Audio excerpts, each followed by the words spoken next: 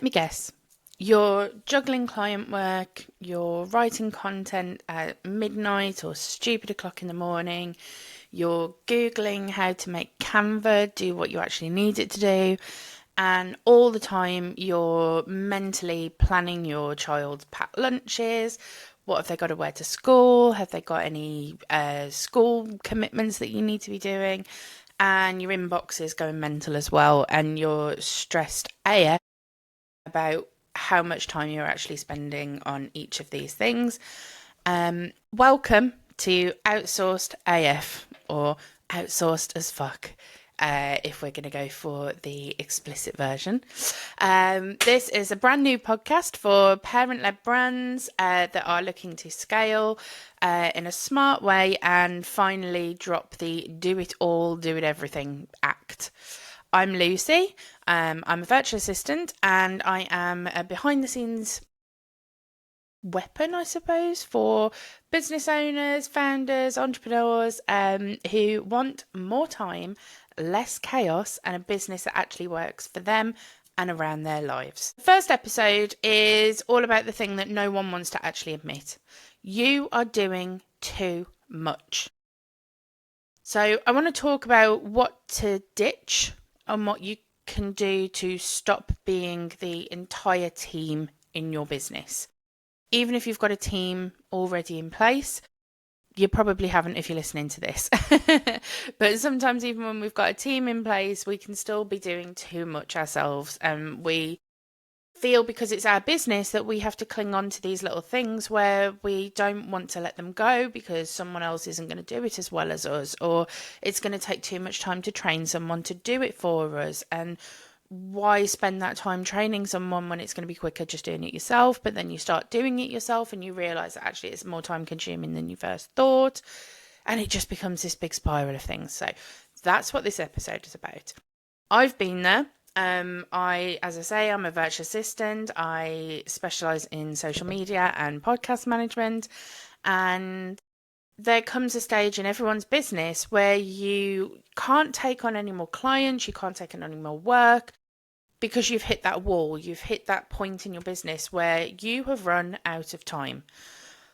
And in order to be able to grow and in order to be able to scale, you need to learn to let go of those reins a little bit and hand over some of the tasks that are bogging you down, or that you don't like doing, or that you're not very good at. They're maybe not in your scope of availability to be able to do. Your creativity isn't working on them. We need to learn to let those go. And as I say, I've been there. It's very difficult to kind of get to that point in your business where you think, oh, it's going to cost X amount of money to pay someone to come into my business and do this for me. Can I afford it? Have I got the time to train them? Can I be bothered to do this? Is it just quicker me doing it myself? Especially as a parent, and in the age of social media that we're in now, we are sold this idea that if you just try harder or you organise yourself a bit better, you can run a completely successful business, act like a CEO, and still do the school run, the washing up, the clothes, the last minute well-booked day costumes, all on your own. And it's wrong.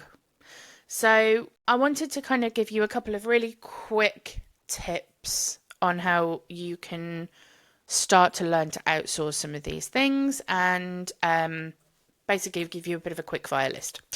So if you are stuck in your inbox instead of actually serving your clients, content creation makes you want to cry. You've postponed something in your business, maybe a launch of a new product or a new service that you wanted to do again and again and again. You know you need help, but don't have time to figure out what it is that you need to outsource.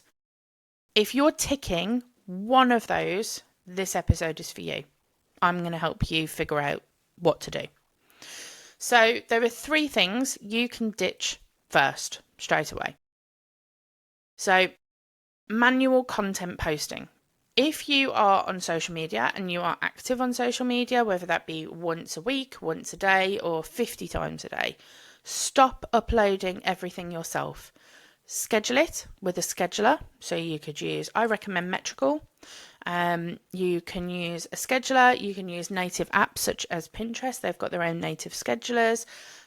TikTok has now got a scheduler, but again, as I say, I recommend Metrical.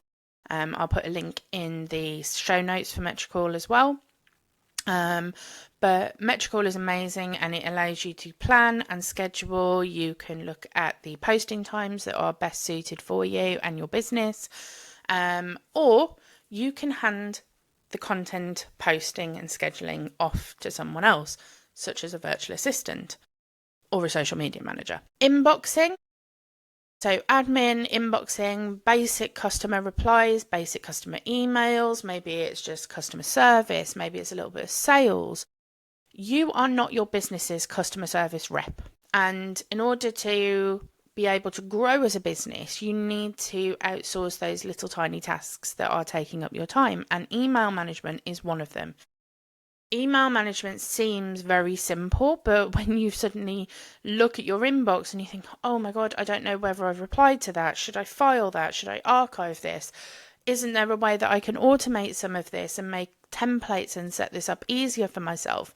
That is what a virtual assistant can do. A virtual assistant can come into your business and look at your emails and go, right, these are what you need to action today. This is what you need to action next week. The rest we don't need to worry about. We can file it. We can deal with it another time.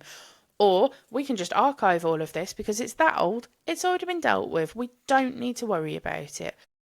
We will get you down to what they call inbox zero, which is a nice, clean, simple, clear inbox, or as best as we can do, so that everything is organised.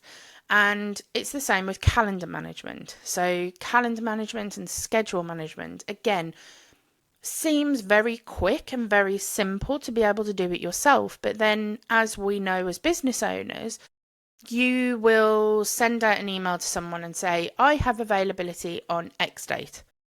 They come back with another email. I can't do X date. You fire back another email. Okay, can you do this date?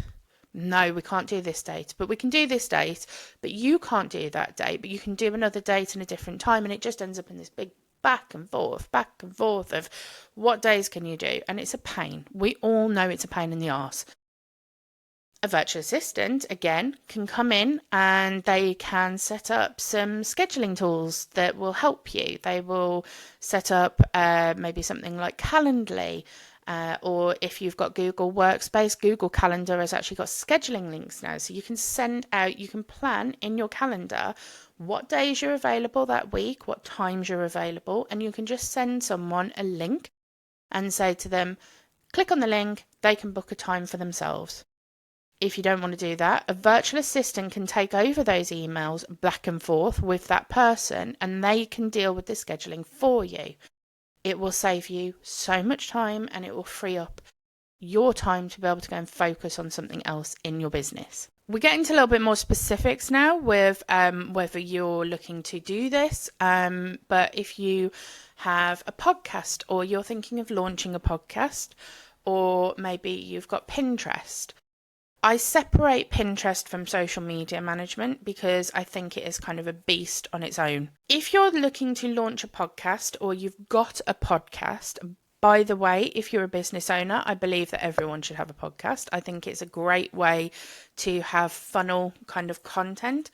So when you're posting on social media, rather than stressing about what you need to post every single week, you should have one or maybe two long form pieces of content that you do. So that would be a podcast or maybe a YouTube video or a blog if you don't want to be on camera. Those are your three long form pieces. All of the other content is taken from those. So you've got your top funnel, which is your podcast, your YouTube or your blog. And you would start clipping it. You would start taking little quotes from your blog. You would start taking little segments from your recordings. That then gets funneled out through the week, through the month. That's your content. It's done from one video.